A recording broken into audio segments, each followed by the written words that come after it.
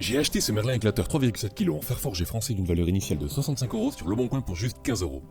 Tout ça parce qu'il est juste complètement rouillé. Effectivement, ça peut faire un peu peur à première vue. Mais je pense que je vais pouvoir sans effort le rendre comme neuf.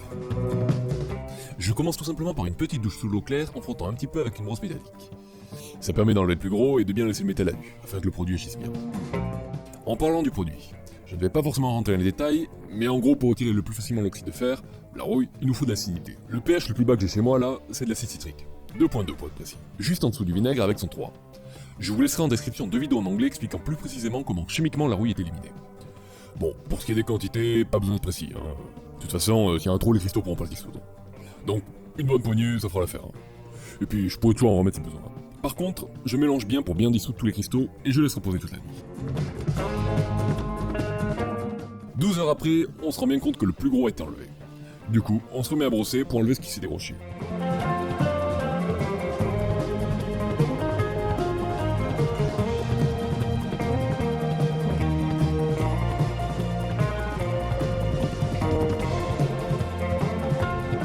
Et on pense bien à rincer afin de bien mettre le métal à nu et de laisser continuer le produit à agir.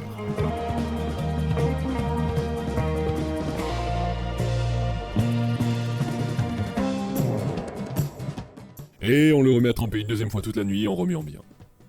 Bon, vous l'aurez compris, ma stratégie c'est de ne surtout pas m'épuiser à brosser pendant des heures, mais de tout simplement laisser l'acide faire son travail. Et 12 heures après, ça commence à être pas mal. Mais bon, je ne suis pas pressé, on continue la même méthode.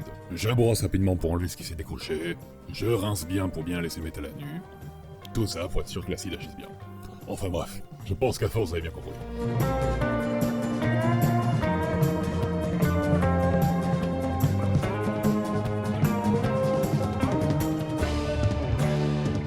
En parlant d'acide, j'ai finalement retrouvé une vieille bouteille d'acide acétique, du vinaigre quoi, donc je la verse avec le reste. Ça va permettre de pouvoir abaisser encore plus le pH si jamais, et puis bon, ça pourra pas faire de mal. Et 12 heures après, là c'est vraiment pas mal. Je pourrais en rester là, mais bon, il y a encore quelques imperfections, donc je ne suis pas pressé. Donc bon, vous avez compris la suite, hein. On repart dans notre même rengaine. 12 heures après, là c'est bon, ça me va. Et puis bon, vu à quel point l'eau de rinçage est claire, je pense qu'il n'y a rien de plus à enlever. Hein. Je sèche bien mon Merlin, et pour éviter que la rouille réapparaisse, je pulvérise de l'huile dessus. Je me suis tâté à repeindre comme à l'origine, mais bon, après l'utilisation, je me rends bien compte que les efforts répétés de frottement m'auraient obligé à la repeindre régulièrement. Alors que bon là, un petit coup d'huile de temps en temps, et c'est comme neuf.